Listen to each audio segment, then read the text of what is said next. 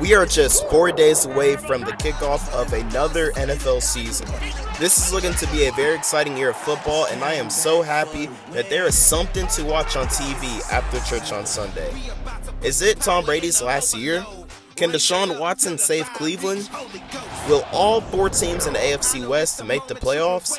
And will the LA Rams repeat as Super Bowl champions? Today and tomorrow, I will be breaking down the NFC and the AFC, putting each team in a tier based on how I believe they will do this season. Let's get right into it.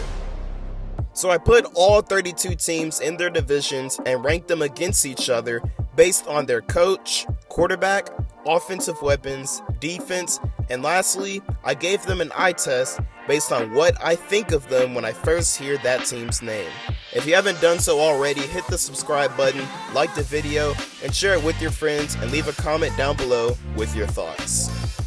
Let's start with the NFC South. Tampa Bay, I believe, is bound for a very deep run, and they have a very good chance to get back to the Super Bowl. I think overall they are hands down the best teams in the division, and they do well in several categories. Atlanta and Carolina, I believe, are the same exact team. I think both of them have great pieces, but overall, they're both searching for their real quarterbacks. I don't believe in Marcus Mariota or Baker Mayfield. They're going to be tough to watch this season. And as for the New Orleans Saints, they're going to be a pretty solid wildcard team. I believe this team's going to be very respectable, but their ceiling is only as high as Jameis Winston takes them. Now we're over to the NFC North. The Green Bay Packers, I believe, are a bubble wildcard team. I think they do take a step back from being this dominant powerhouse we've known them to have been. Losing Devontae Adams, we just cannot ignore that. But they're going to have a great run game and a great defense. Very formidable here. Minnesota, I think, is the dark horse in the entire conference. They're going to be extremely dangerous this year. And I think they're also a sleeper Super Bowl team.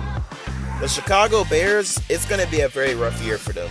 I know everybody really likes Justin Fields, and I do too, but he just doesn't have enough help, and I really just do not think Chicago's going to be good at all this year. And then Detroit, they're going to be a sneaky team. Now, I do not think this team's going to make the playoffs. They're a year or two away from that, but I think they're going to be a very sneaky 6-7 win team who's going to upset a lot of the really good teams in the NFL. The NFC West is definitely not going to be the division it was last year, but it's still going to be pretty competitive. Arizona is taking a big step back. Do not expect them at all, unlike last year, to be in the number 1 seed in NFC. This team is taking a big step back. The LA Rams, I think there is a very good chance they repeat as Super Bowl champs. I think in all 4 categories, they are the best team, best coach, offensive weapons, quarterback, and defense. San Francisco, they're going to be a very easy wildcard team. I think this team, there's no reason they shouldn't make the playoffs. Trey Lance, however, just too many questions there for me to take this team serious in terms of making the Super Bowl. In Seattle, simply put, they need to look forward to Bryce Young because overall this team is not going anywhere with Drew Lock. In the NFC East, Dallas is going to be the same exact team as last year. I really do. I still think they're going to be pretty good. But overall, they're either going to barely miss the playoffs or make it and be one and done. And speaking of one and done, I think that is how Philly's going to do again. I do think they will make the playoffs, but Jalen Hurts cannot take this team very far. And I think his ceiling right now is getting them into playoffs and then immediately leaving. Washington is just going to miss the playoffs. There's that team every year who is pretty good throughout the season that ends up missing. I think that's going to end up being Washington. They just really need to figure out this quarterback situation because they have a whole lot of nice pieces on that roster. And the New York Giants, they might need to call up Eli Manning. Daniel Jones, I'm not a believer in him.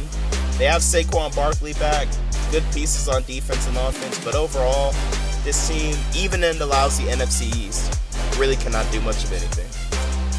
Here is how I think the NFC is going to pan out this season. I really do believe it's going to be a great year for the NFC. Those are my 4 division winners, the Rams, Buccaneers, Vikings, and Eagles. And y'all see how the other 12 teams are going to pan out. It's going to be very interesting. And I do want to say the gap between division winners and runner-ups this year is going to be very, very close. I see it being a 2-team race in pretty much every division this year. Now let's hop into the tiers. Right now in the NFC, I think it's a 3-team race between the LA Rams, Minnesota Vikings, and Tampa Bay Buccaneers. One of those 3 teams will be representing the conference in the Super Bowl.